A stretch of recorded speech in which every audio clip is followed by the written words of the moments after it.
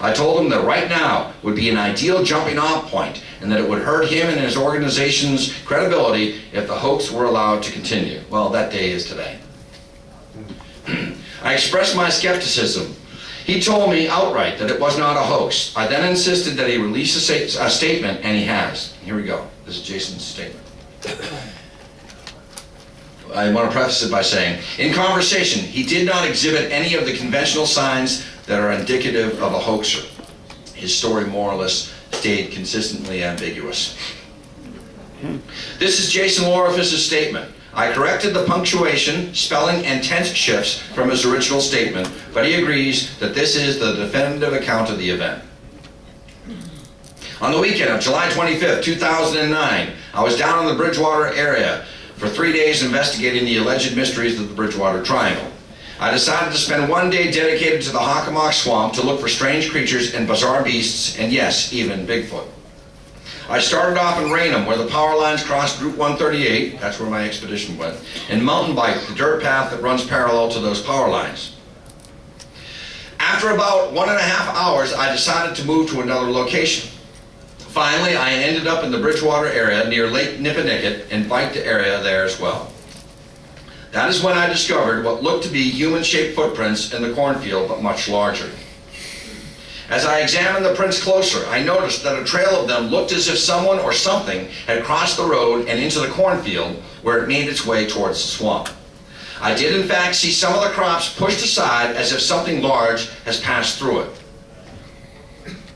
Due to the fact that it was late in the afternoon, I was faced with two options: either pursue the tracks into the thick, dense brush and try to track it, or race back into town and buy some plaster of Paris at Home Depot and make a mold of one of the tracks. Boy, for somebody who never hunted Bigfoot, knew what the protocol was, huh?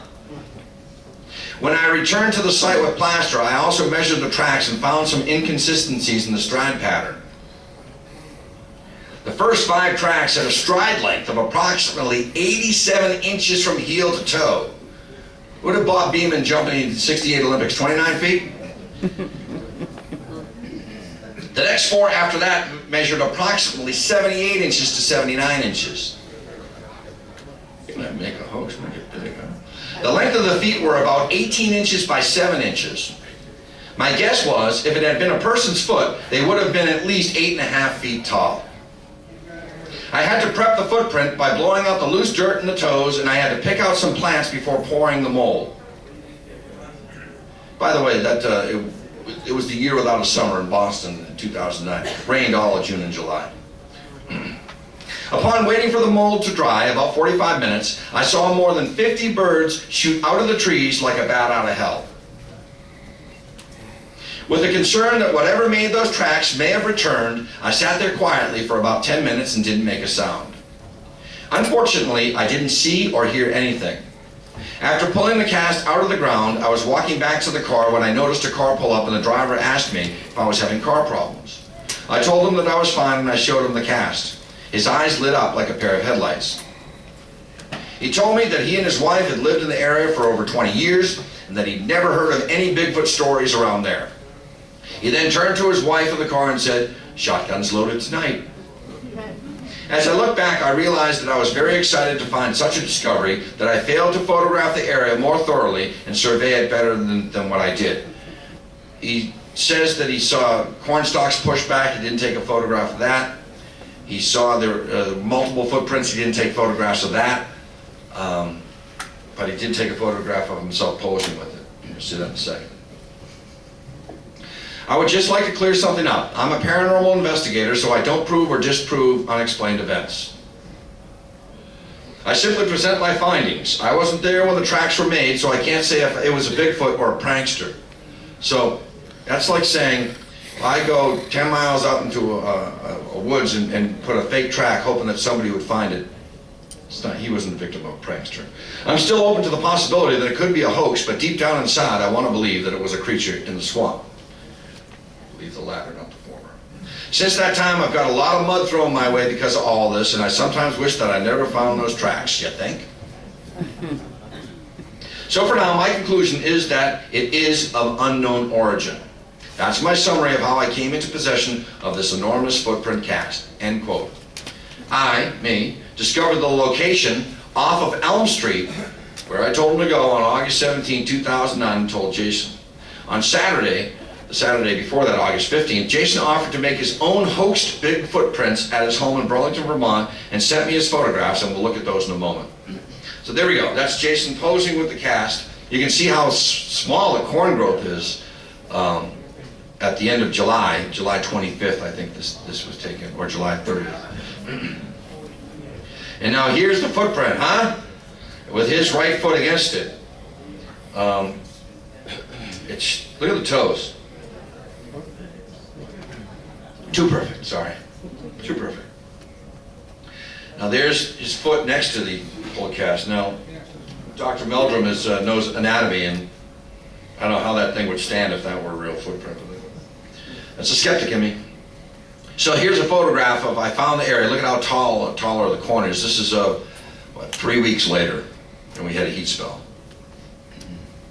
Nightmare off of Elm Street. Another photo here. So I found the place, and I walked the area, and I didn't find any knocked down corn stalks, any footprints. And I think if there were knocked down corn stalks, I would have been able to locate them. I stood on the roof of my car too, and roof of my Honda Element, and I couldn't see any depressed areas or areas where the corn was much smaller. But that's the exact location where he had the photograph taken. Now the hoax footprints. Now, if all of us went out and made hoax Bigfoot footprints, we'd pretty do a good job. I tend to think it would look like that if we did hoax footprint. But so here's his effort at doing a hoax Bigfoot, and it's lame. No effort. Poor job. Here's his second effort. And why are you doing it in sopping mud when you could have done it in soft soil? Overkill. Trying to sell the drama. And then this one here. I couldn't have possibly made a hoax print because it's the best one you can make. And this one here. Again, why are you using soft mud? I don't understand. And then, of course, an authentic smiley face. So, there's Jason holding his cast. Close up, all right? Close up of the footprint. And my theory is, this foot could not possibly support a large primate. And I offer an opinion of Dr. Meldrum, and looking at that, that's just my theory. I am not an expert in any stretch of the imagination, but it just looks too weird. So I ask you this in closing. There are many prominent Bigfoot hunters and researchers in this room right now with vastly more experience than I, and have participated in many expeditions in search of Sasquatch, and have come up with little, if any, tangible evidence. Jason, on his first try, scored a big mama. Lucky, no? Seriously. How can a man with little knowledge of Bigfoot find footprints, only photograph one of them, pull a very detailed cast on his first try from an area that I sent him to? I think Don told me the first cast he tried to pour he ruined, and I'm sure some of you guys, it's pretty difficult to pour plaster, am I not? I mean, some of you guys know how to pour molds, but it got messy until you refined your process. So Bigfoot on demand. Great luck. I maintain that the footprint that he holds his shoe to is different from the casted footprint. I'll go back to that photo just now. I think they're different. That's my theory.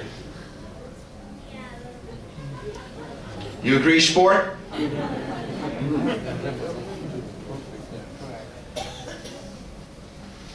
Show of hands, please.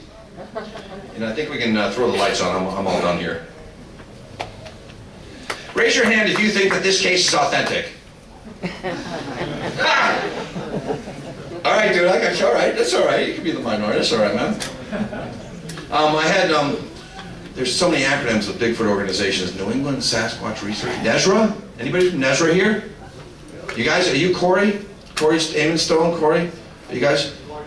Okay. Because he called me up and he was kind of upset that I summarily dismissed this case, and I felt it, and I got curt with him because I felt that he was acting like the Bigfoot district attorney from the area, and I kind of resented that. And